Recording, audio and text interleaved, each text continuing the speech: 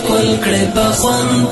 مونږ منصوري ځوانۍ په دار کړې وطن ټولو ته د اسد د 24مې د اشغال د خاتمې او د سترې فتحې مبارکي وایو.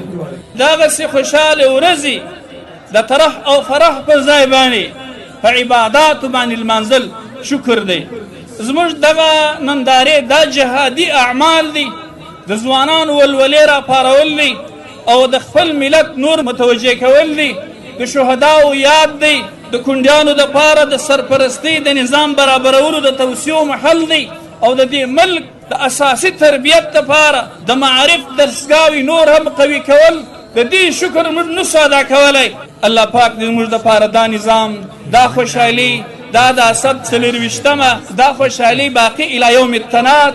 الى یوم یبعث المهدی، تر هغه زمانې چې خدای پاک مهدی علیه السلام رأس دی. خدای دا نظام را باقي ولري. خدای مو د تدید فرق کېدو څخه، د بې اتفاقي څخه، د یو بل د پښو کښلو څخه، د یو بل پسې د بد ویلو څخه، د یو عسکر د یو ادنا شخص څخه د خوابتۍ په تقاضا د ګر نظام څخه د خوابتۍ څخه وساتي.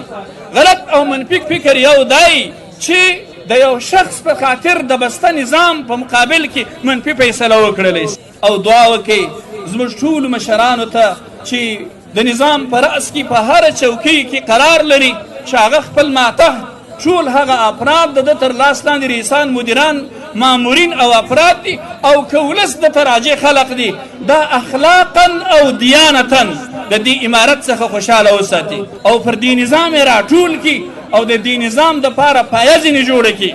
د معلم الحج څخه شروع تر هر اندازې پورې مشر چې راواخلې، دا د دې امارت دپاره که صحیح فعالیت وکړي، صحیح داعي دی، او که خدای نخسته په خپل فعالیتونو کې کمزوري وکړي، دا به د خلقو دپاره د امارت په مقابل کې غصه پارونکی شخص جوړ سي او خدای ناکسه خلق به د امارت څخه پکې. نو زموږ مشران ته د دعا غوښتنه در ځینې لرم چې ټولو مشرانو ته دعا وکړئ، علمای کرامو ته چې زموږ روحاني رهبران دي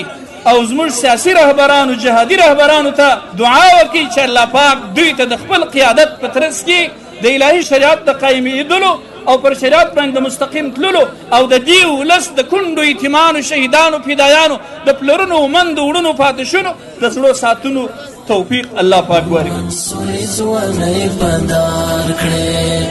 وطن تا ته